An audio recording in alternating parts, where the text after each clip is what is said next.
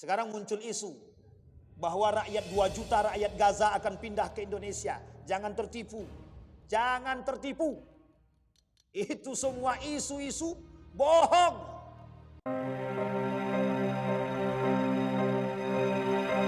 Assalamualaikum warahmatullahi wabarakatuh.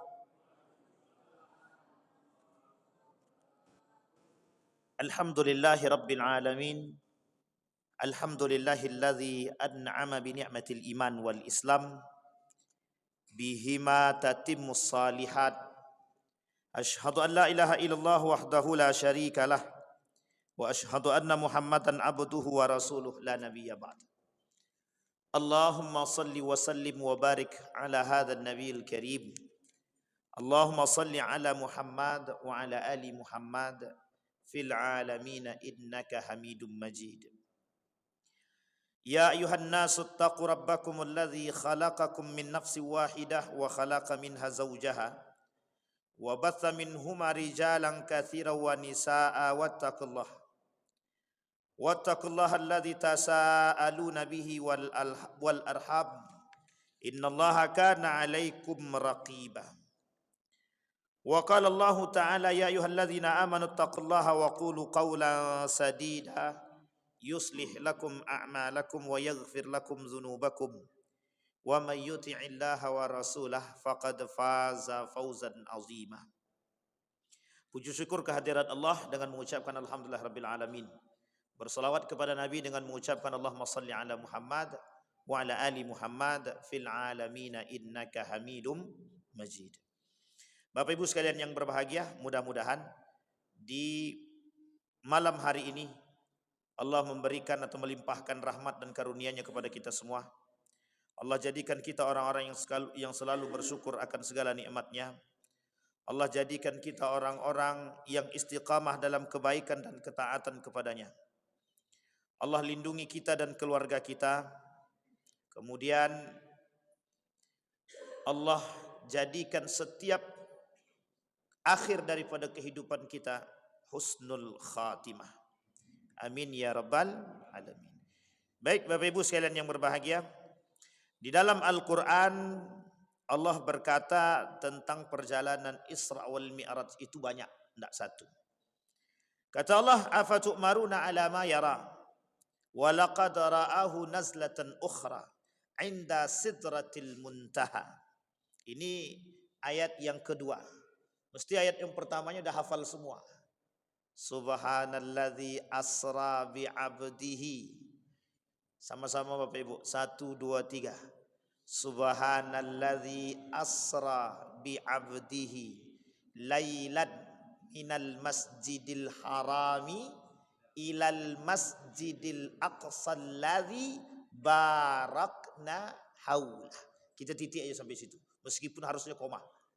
Tapi panjang lagi kan ayat itu. Sebenarnya tak panjang juga. Bapak Ibu sekalian yang berbahagia, setiap tahun ada peringatan Isra wal Mi'raj. Betul apa salah? Setiap tahun di masjid di mana-mana memperingati Isra wal Mi'raj. Mau Muhammadiyah dia, mau NU dia, mau Salafi dia, mau Persis dia, mau apapun dia golongannya, Syiah sekalipun, Khawarij sekalipun memperingati Isra wal Mi'raj. Pertanyaannya besar tuh. Pertanyaan besarnya. Mengapa memperingati Isra wal Mi'raj?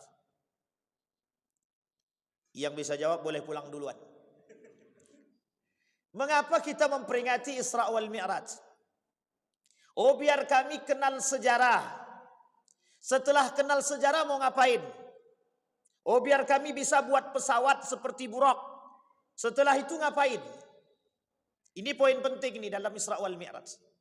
Setiap tahun, kalau Bang Romi umurnya 60 tahun berarti mulai dari ada 60 kali dia memperingati Isra wal Mi'raj. Pertanyaannya untuk apa? Baik, Bapak Ibu. Ada yang bisa jawab? Untuk apa memperingati Isra wal Mi'raj? Di dalam buku yang kecil ini ada sekitar 10 lebih pertanyaan yang meragukan umat muslim tentang Isra wal Mi'raj. Kalau saya sampaikan mesti banyak yang ragu. Tapi jangan sampaikan pada keraguannya, kita sampaikan pada keyakinannya. Nah sekarang pertanyaannya kembali, mengapa ibu-ibu, mengapa memperingati Isra wal Mi'raj? Ada yang jawab, biar bisa makan bersama. Loh, salahkah? Tak salah. Semakin sering kita makan bersama, semakin banyak berkahnya. Semua masalahnya masjid sanggup tak? Itu aja lagi. Bapak Ibu sekalian yang berbahagia, Al-Isra wal Mi'raj itu kita kutip ayatnya. Kita pretelin ayatnya itu Pak. Subhanalladzi asra. Kenapa Allah katakan kalimat dari awalnya subhan? Subhanalladzi. Apa arti subhanallah? Subhanallah artinya tasbih, mengagungkan Allah. Pertanyaan pertama, mengapa kita perlu mengagungkan Allah? Ini urut nih dari ayat itu. Mengapa kita perlu mengagungkan Allah? Assalamualaikum warahmatullahi wabarakatuh. Mengapa kita perlu mengagungkan Allah? Siapa di antara kita hari ini yang mengagungkan Allah lebih besar daripada kehidupan dia? Siapa yang hari-harinya tak pernah berhenti mengagungkan Allah? Itu kalimatnya sederhana, subhanalladzi. Kalau kalimat lain subhanallah itu kalimat tasbih yang Allah perintahkan kepada Nabi Muhammad. Allah yang mengatakan dalam kalimat tersebut, Allah puji diri dia sendiri. Mengapa Allah puji diri dia sendiri? Karena Allah tahu banyak umat muslim itu sadar akan keagungan Allah tapi tidak mau memuji Allah. Subhanalladzi. Cari ayat yang dimulai dari subhanallah. Sangat sedikit kalaupun kita ketemu. Surat apa yang dimulai dengan kalimat subhanallah? Maka penting untuk dipahami. Kenapa Allah puji diri dia sendiri? Maha suci Allah yang telah memperjalankan kalimat selanjutnya. Jadi Bapak Ibu, poin pentingnya dalam kalimat subhan tadi, Allah ingin katakan kepada kita umat muslim ini, banyak umat muslim itu yang tidak mengagungkan Allah tapi tahu keagungan Allah. Tahu saja keagungan Allah tapi tak mau mengagungkan Allah. Ini beda. Tahu keagungan Allah tapi tidak mengagungkan Allah Subhanahu wa ta'ala. Kita ambil kalimat sederhana. Wa mahyaya wa mamati. Hidupku dan matiku buat siapa? Allah. Sandarannya siapa sebenarnya? Asnadan nasu nafsahu ila rabbih. Harusnya. Setiap manusia itu harusnya menyandarkan diri dia kepada Sang Pencipta. Pertanyaannya, kemana dia sandarkan kehidupan dia selama hidup dia hidup? Ke manusia atau kepada Allah? Maka kalimat itu yang Allah sandarkan. Manusia, orang beriman, sadar kalian. Aku inilah yang paling berkuasa, kata Allah. Segala sesuatu yang terjadi di muka bumi ini, itu atas izinku. Aku tunjukkan kepada kalian kebesaranku. Tapi puji aku, agungkan aku. Sampai di sini paham Bapak Ibu? Nanti kalimat ini, kenapa dimulai dengan kalimat subhanallah? Karena ini ada kaitannya dengan kemungkaran dan kaitannya dengan pembangkangan dan penolakan. Dan itu berkaitan. Kalimat selanjutnya. Subhanalladzi asra. Kalimat ini sederhana. Oleh Zamakhsyari. Tahu nama Zamakhsyari ini? Kalau ada yang bisa, yang tahu nama Zamakhsyari angkat tangan. Siapa bang? Siapa? Sepakat bang. Tahu Bapak Ibu Mu'tazilah? Zamakhsyari itu Mu'tazilah. Ahli di bidang bahasa. Abang ini cerdas berarti ini. Tapi sekian banyak cuma abang itu yang tahu. Zamakhsyari itu pakar tafsir. Corak tafsir dia, corak bahasa.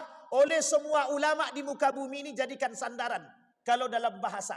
Apa kata beliau? Asra. Kenapa Allah pilihkan kalimatnya asra? Kenapa Allah tak pilih kalimatnya amsya? Kenapa Allah tak gunakan kalimat yang lain dalam memperjalankan? Asra. Ini secara bahasa kita kuliti sikit-sikit. Untuk menunjukkan kepada para ahli bahasa. Allah tunjukkan kalimat yang bukan sembarangan untuk memperjalankan orang. Maka kalimat sederhananya Isra. Apa arti daripada Isra? Bukan. Kalau cuma sekedar memperjalankan, bisa kita gunakan kalimat yang lain. Asara, amsha, bisa. Tapi kenapa tak digunakan oleh Allah? Asra diperjalankan oleh Allah sesuai dengan kekuasaan Allah, bukan kekuasaan manusia. Pesawat bisa jalan karena apa? Pesawat bisa terbang itu karena apa?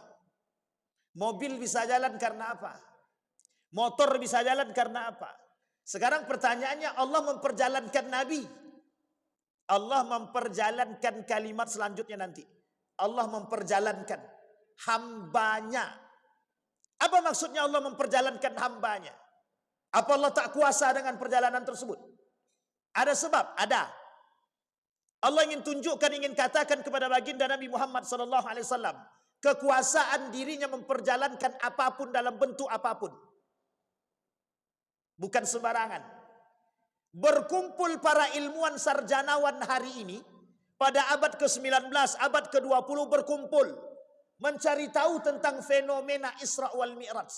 Tidak mereka temukan titik keilmiahan, kecuali satu.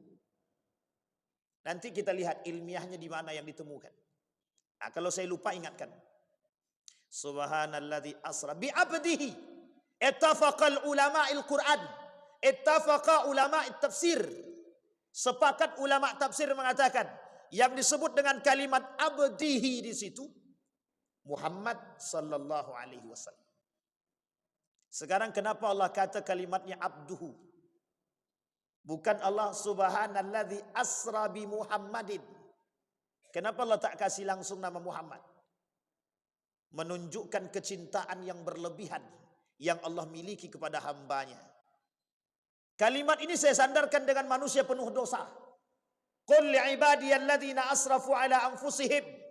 Katakan, kata Allah, wahai Muhammad, katakan kepada hambaku yang punya banyak dosa, yang dosanya berlebihan. Kalimat yang Allah gunakan hamba, ibadun.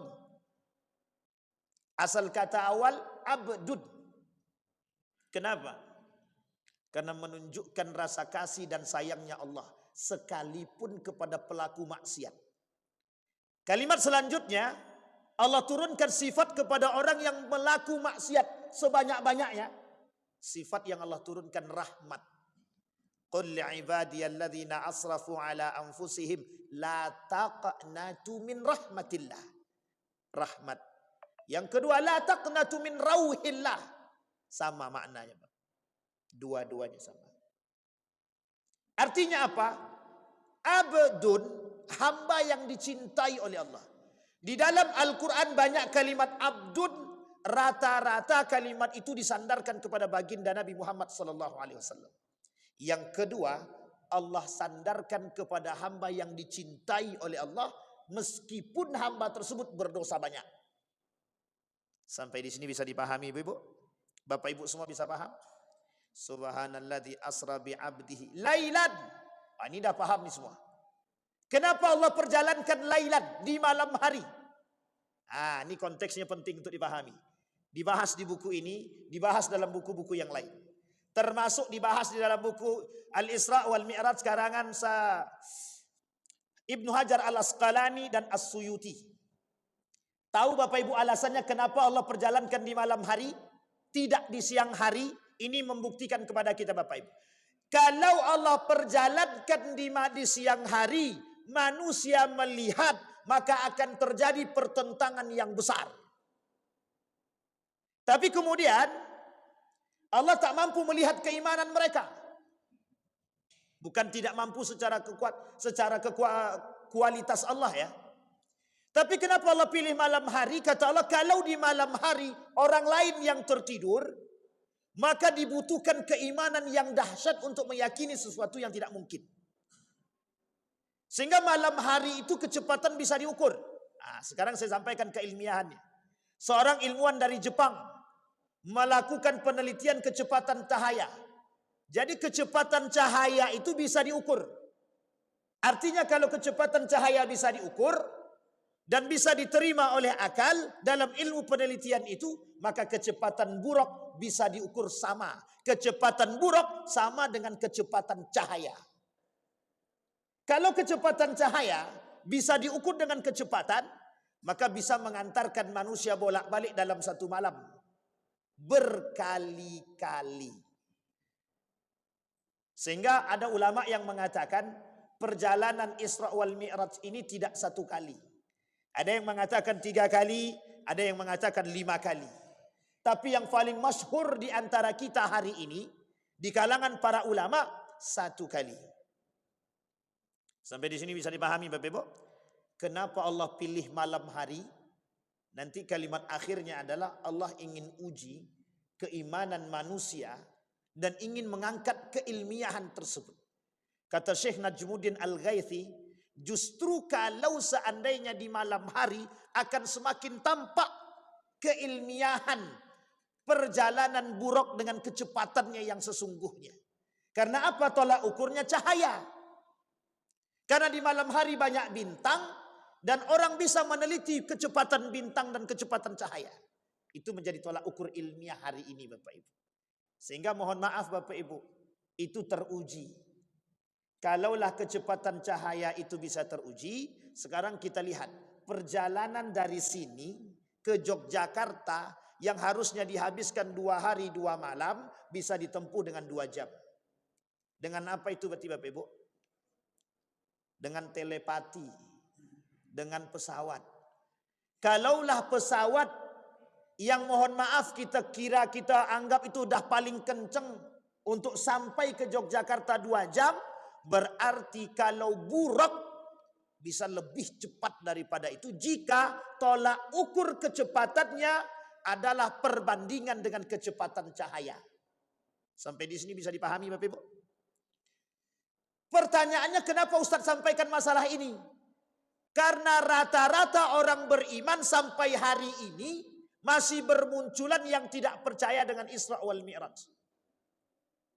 Kalau Bapak Ibu tak percaya saya bacakan. Saya bacakan, tenang. Baik. Oke. Ini termasuk ilmuwan. Apa kata mereka? Nih. 4 hal daripada fenomena keaslian dan ketidakaslian Isra wal Mi'raj. Coba. Apa kata mereka? Ada 4 poin ketidakaslian daripada perjalanan Isra wal Mi'raj. Yang kita anggap sebagai fenomena, kata mereka. Kita rujuk kembali cerita itu. Betul tidak cerita itu terjadi? Kalau ada manusia hari ini berbicara demikian, kita akan rujuk sejarah. Selesai Nabi melakukan perjalanan Mi'raj, Nabi sampai turun ke bawah. Siapa di antara sahabat Nabi yang percaya dengan perjalanan Isra wal Mi'raj? Siapa yang percaya? Cuman 1 orang, Abu Bakar. Sisanya kemana? Kalau hari ini ada yang tidak percaya dengan perjalanan Isra wal Mi'raj, mungkin apa tak mungkin?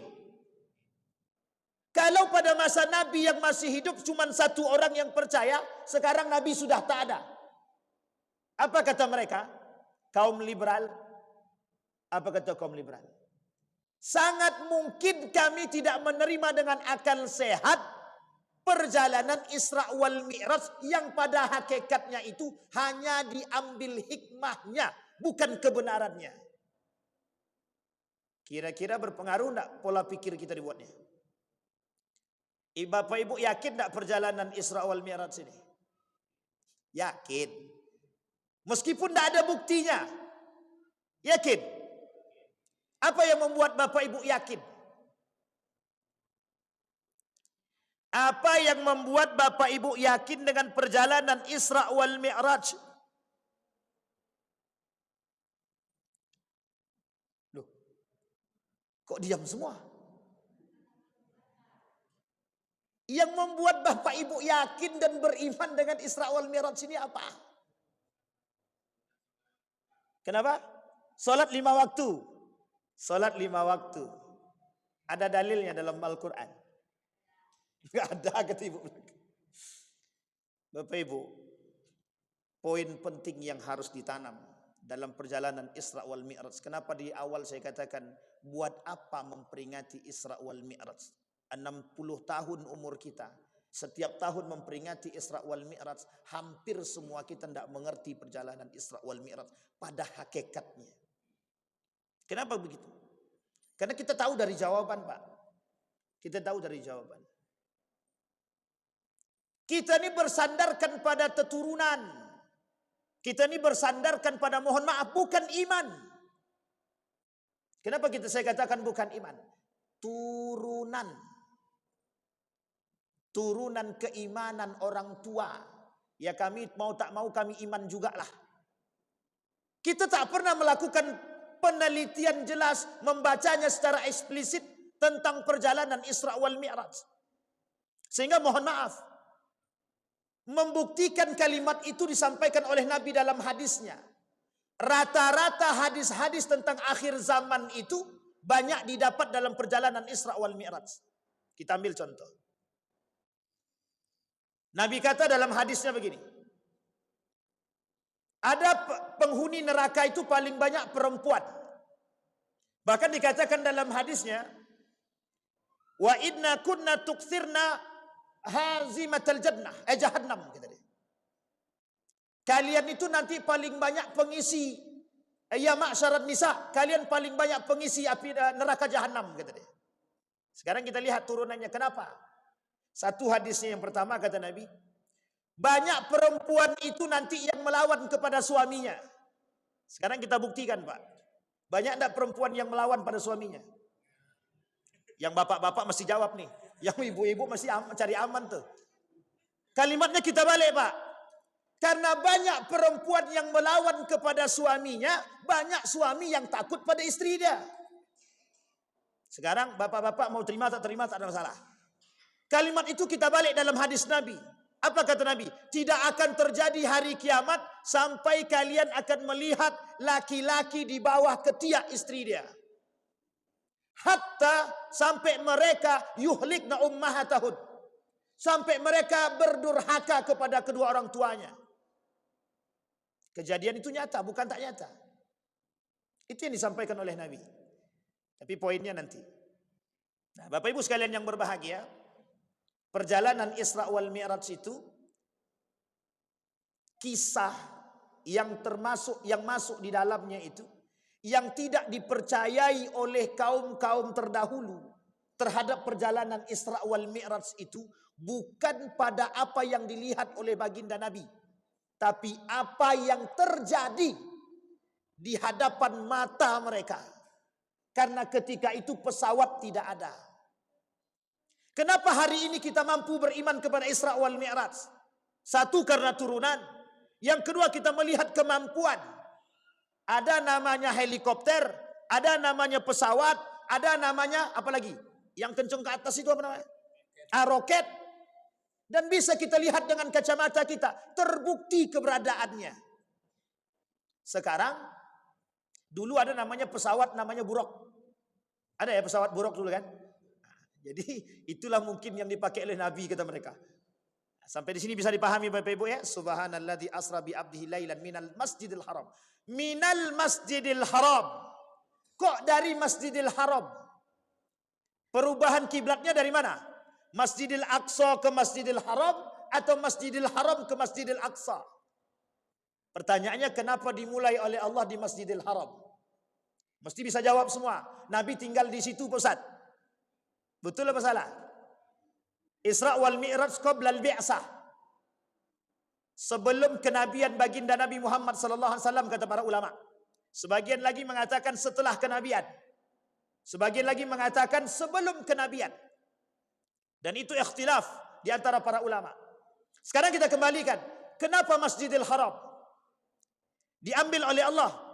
Masjidil Haram lambang penghambaan, lambang kesucian.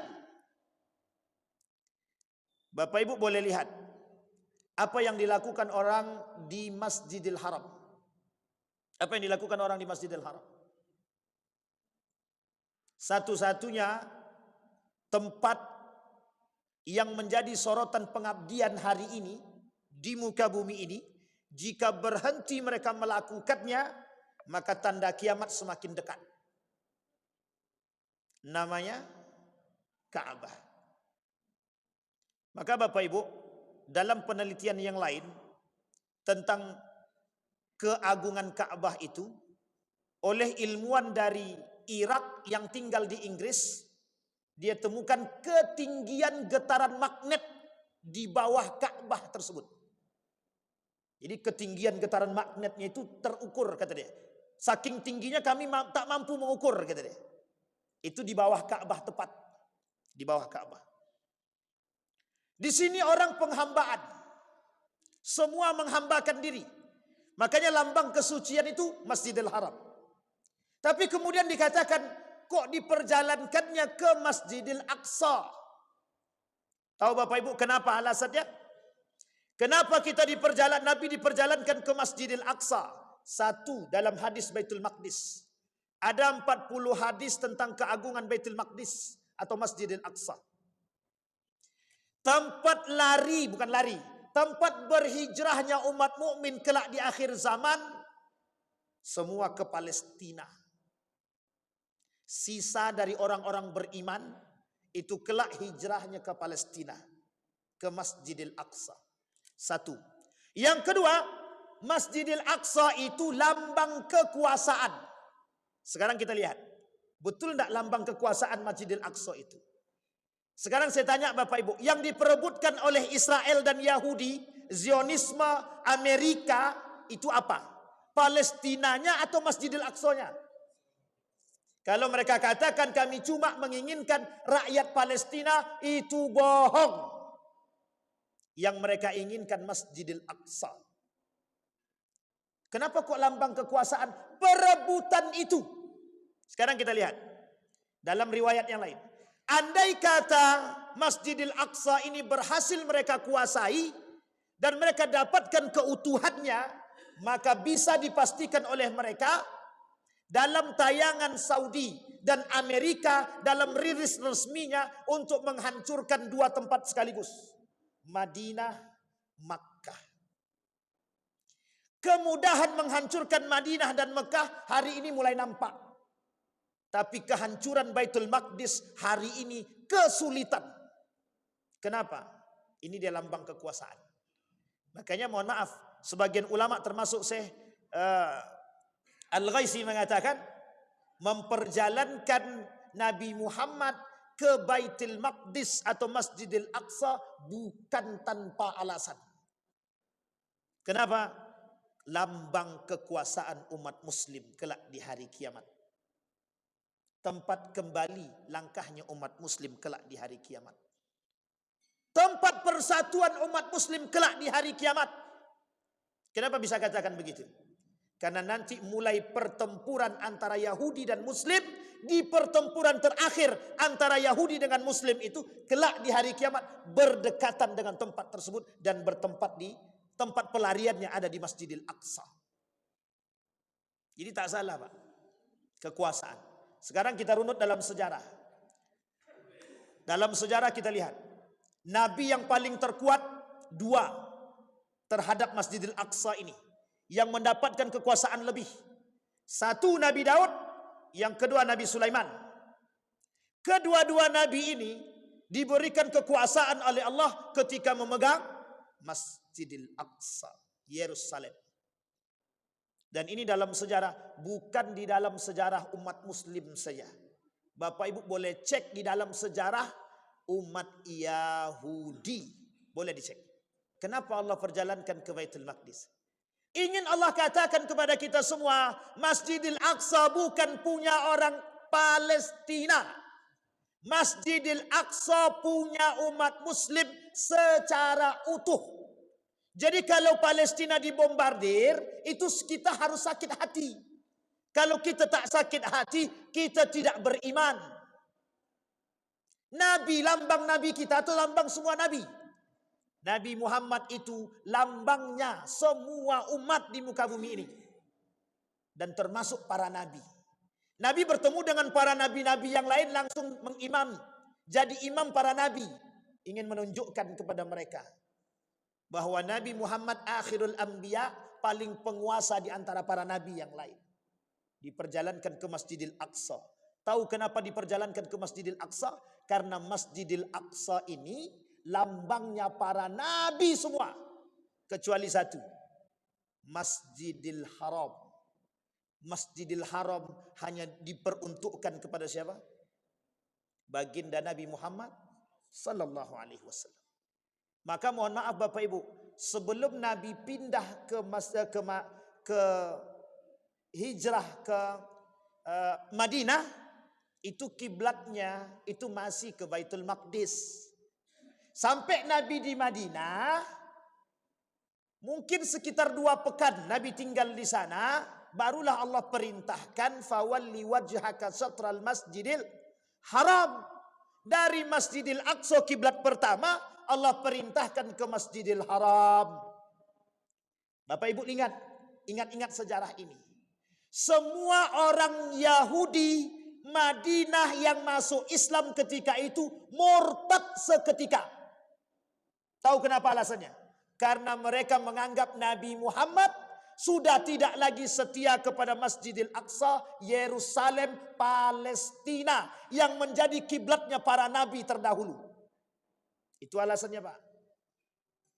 Sehingga kata Allah tambah, linutsabbita bihi fuadahu. Kami pengen tahu mana di antara mereka yang paling beriman kepada kami, kata Allah.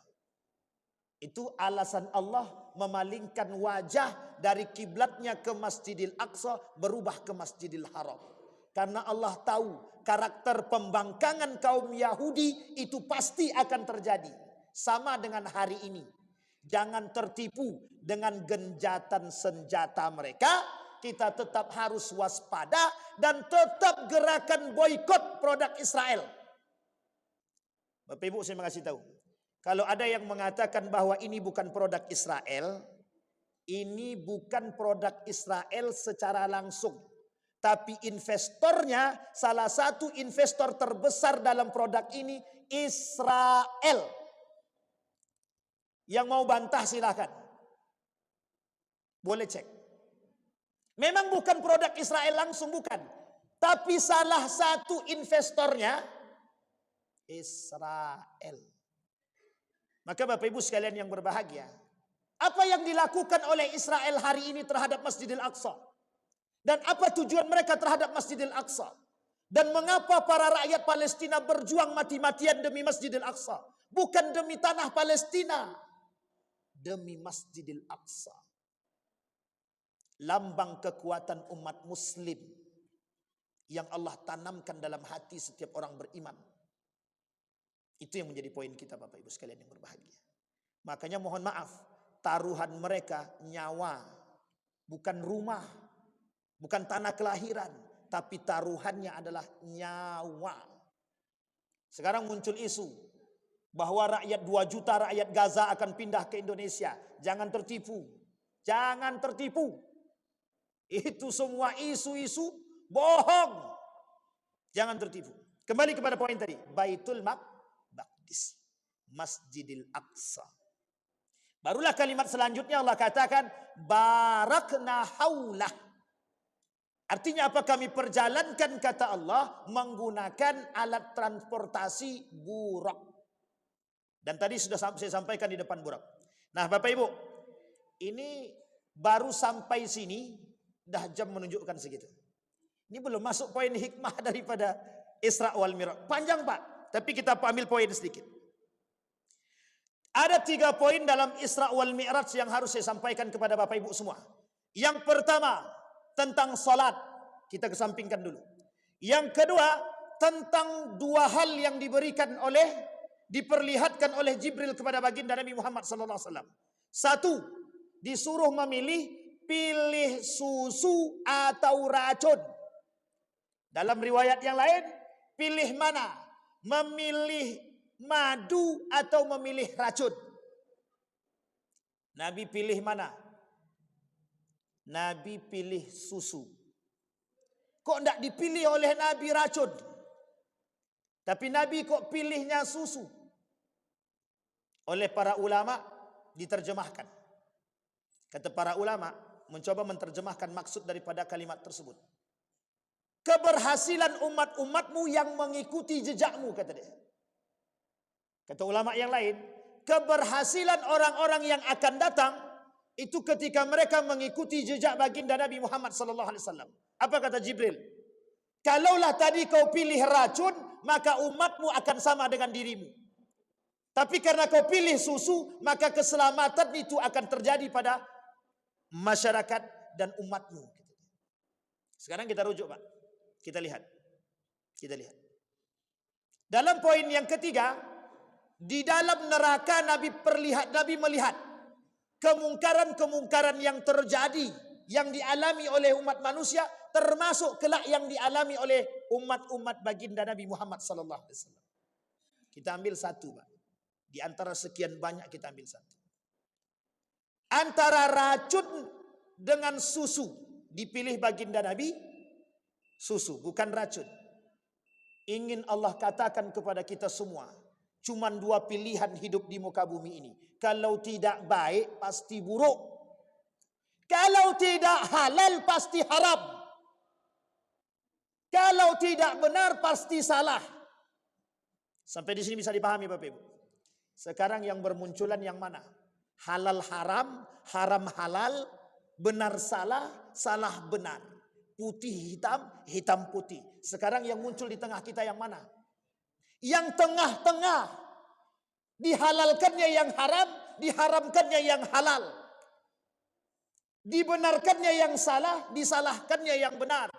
Dihitamkannya yang putih, diputihkannya yang hitam. Sehingga mohon maaf, yang selamat kata Nabi, yang mengikuti aku. Siapa yang mengikuti Nabi selamat, yang tak ngikut Nabi tak selamat. Ilustrasi daripada dua yang diambil oleh Nabi. Dan yang dipilih di antara keduanya, Nabi pilih susu. Dalam diri manusia itu cuma terdiri dua. Kalau tak baik dia mesti buruk. Tidak ada dalam karakter manusia itu, hari ini aku pilih baik, besok aku pilih buruk. Atau kadang aku baik, kadang aku buruk aja. Tidak ada, Pak. Kalau tidak baik mesti buruk. Tidak mungkin pula Allah ciptakan gabungan antara malaikat dengan setan. Yang Allah ciptakan cuma dua, kalau tidak setan, ya malaikat. Tidak ada yang tengah-tengah itu. Sampai di sini bisa dipahami, Bapak Ibu. Kalau ada setan diciptakan jadi malaikat atau malaikat diciptakan jadi setan, ini kita ragu, Pak, antara banci atau bukan. Kenapa demikian? Karena syubhat yang terjadi di tengah umat muslim hari ini itu bukan main-main, Pak. Syubhatnya bukan main-main. Percampuran antara racun dengan susu. Berbahayanya manusia hari ini, yang dulu jelas mana susu mana racun, yang sekarang tidak, dicampurnya Pak susu dengan racun. Kalau Bapak tidak percaya, saya buktikan. Ada makanan kuaci namanya, tersebut merek, tapi tak bisa sebut merek, tak apa-apalah. Kuaci. Dalam kuaci itu, Bapak Ibu, ada merek kuaci yang dicampur dengan minyak babi. Sekarang pikir-pikirlah yang mau makan kuaci. Pikir-pikir. Sekarang saya tanya, kuaci itu kalau tak dicampur dengan minyak babi halal apa tak halal? Halal apa haram? Kalau tidak dicampur, ya belum tentu. Karena ada BP POM-nya lah, pelebelannya. Sebelum dicampur minyak babi, ketika diambil dari tanaman bunga matahari, terjadi kehalalan dalam proses itu. Tapi ketika bercampur dengan minyak babi, itu seharusnya menjadi haram. Sekarang saya lihat, di mana letak keharaman minyak babi hari ini? Di mana letak keharaman kuaci hari ini? Kenapa? Ada alasannya, ada. Gimana cara mereka mengaburkannya? Dengan menyebutkan nama babi itu dengan 100 lebih nama sebutan. Jadi Bapak Ibu, saya kasih tahu. Nama minyak babi itu, daging babi itu, dan yang berbau babi itu ada 100 lebih nama dalam bahasa Inggris. Sekarang saya tanya, kalau kita tidak tahu kira-kira bisa termakan apa tidak? Sekarang Bapak Ibu coba sebutkan satu saja. Tidak usah satu, 5 saja. Dari 100 itu, nama lain daripada minyak babi atau daging babi. Satu. Apa? Koin. Yang kedua, apa? Latif. Yang ketiga, 2 baru. 3, dapat 3 ini lah. Atau 4 lah paling tidak. 100 lebih Pak. Yang mereka campurkan oleh Yahudi ke dalam setiap makanan umat muslim. Tujuannya cuma satu. Agar umat muslim ragu dengan agama mereka. Bahkan mohon maaf. Hari ini umat muslim mana yang kurang ragu dengan agama dia? Hampir Pak. Merata di berbagai daerah termasuk negara. Banyak umat muslim yang ragu dengan nilai agama. Tak salah kalau Nabi pilih demikian. Tak salah. Makanya Bapak Ibu Nabi tegaskan yang diambil oleh Nabi susu. Agar apa umat manusia kelak berkiblat kepada Nabi dalam memilih jalan. Karena Nabi kata dalam riwayat yang lain. La ya'tiyanna 'alan nasi zamanun la yubali bima akhadha minal halal am minal haram, kata Nabi. Kelak di akhir zaman tidak akan terjadi hari kiamat, kata Nabi, atau di hari kiamat itu umat muslim tak lagi memikirkan dari apa yang dia makan dan yang dia ambil. Apakah itu dari yang halal ataupun itu dari yang haram. Tak dia pikirkan lagi. Maka itu sandaran Nabi. Makanya Bapak Ibu, ketakutan Nabi terhadap kita semua ini, Nabi tinggalkan 2 perkara. Itulah yang menjadi alasan kenapa Nabi meninggalkan 2 perkara. Taraktu fikum amrain. Tidak akan pernah kalian sesat jika berpegang dengan kedua tersebut. Al-Quran was sunnah. Sekarang kita tak mau berpegang dengan Al-Quran dan sunnah. Justru sebagian kita anti sunnah Nabi. Anti dengan sunnah Nabi. Hati-hati Bapak Ibu. Baik. Kita cukupkan sampai di sini? Cukup? Cukup Pak. Kalau tidak cukup selesai. Baik, kita tak masuk poin pada salat. Kita masuknya aja poin pada tersebut. Sebelum saya tutup Bapak Ibu. Sebelum saya tutup. Ketika Nabi Muhammad sallallahu alaihi wasallam dalam perjalanan Isra tadi melihat tuh keadaan yang terjadi. Sehingga Nabi sampaikan dalam bentuk hadis kepada kita semua. Tapi Nabi ingat, tidak memperingatkan itu khusus kepada perempuan saja. Begitu juga kepada kita semua, orang-orang beriman. Kedekatan kita dengan kemaksiatan dan dosa itu sungguh sangat dekat sekali. Kedekatan kita dengan Allah itu sungguh sangat dekat sekali. Maka tipis Pak perbedaan kedekatan manusia dengan Allah dan kedekatan manusia dengan mohon maaf sifat-sifat iblis. Sekarang yang bisa memilih itu hati yang bersih, iman yang kuat, akidah yang benar. Untuk memilih mana jalan yang benar, mana jalan yang salah. Apakah aku dekat dengan Allah atau aku dekat dengan iblis? Dan komunikasi itu akan Bapak temukan di dalam hati Bapak sendiri. Kenapa saya katakan demikian? Ini kita ambil contoh. Terakhir sebelum kita tutup. Contohnya begini. Ketika mau sholat atau ketika azan berkumandang, telinga kanan yang sebelah kanan bilang begini, udah cepat tutup toko itu, langsung pergi ke masjid. Kata sebelah kiri, setan, ntar dulu, belum komat. Masih ingat ya? Kalau ada komunikasi begini, itu pasti komunikasi antara setan dengan antara baik dan buruk sedang berkomunikasi. Dan itu Allah sebutkan di dalam Al-Quran. Yang sudah Allah tanamkan di dalam diri manusia, itu cuma Allah balut 2. Satu, dhamir hati kecil. Yang kedua, nafsu. Nafsu dikelola oleh syaitan. Yang hati kecil dikelola oleh manusia yang beriman dengan malaikatnya. Maka pandai-pandai kita Bapak Ibu kembali kepada jalan yang benar. Maka inilah yang menjadi permintaan daripada, sebenarnya bukan permintaan. Inilah yang menjadi yang sudah tertulis oleh Allah di Lauhil Mahfuz. Kemana arah langkah umat-umat muslim kelak setiap individu itu. Apakah mereka memilih kebenaran atau mereka memilih yang salah. Maka Bapak Ibu sekalian yang berbahagia, dari peristiwa Isra wal Mi'raj ini kita tanamkan, bukan sekedar memperingati, pulang ke rumah, nak kau dengar ndak Isra wal Mi'raj itu apa? Tanamkan sama anak-anak kita. Jangan pernah tangan kau mengambil yang haram. Tekankan begitu. Karena itu nilai penting daripada Isra wal Mi'raj. Bisa dipahami Bapak Ibu? Baik. Ada pertanyaan? Mesti tidak ada. Oh ada. Boleh kita kasih pertanyaan Bapak Ibu? Boleh ya? Aman kan? Silakan Pak. Satu Pak ya. Silakan. Sama-sama Pak.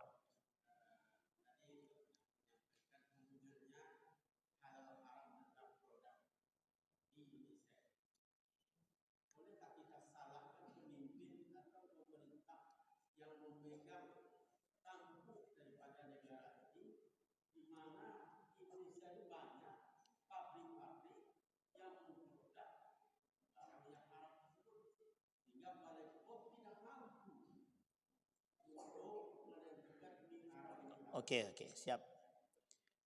Sama-sama Pak. Bolehkah kita menyalahkan pemerintah? Tapi Bapak ini ngungkit-ngungkit. Ini jebak-jebak nih, hati-hati Pak ya. Saya tak salahkan pemerintah.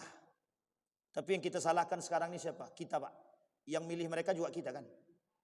Artinya kita kadang-kadang juga salah memilih pemimpin.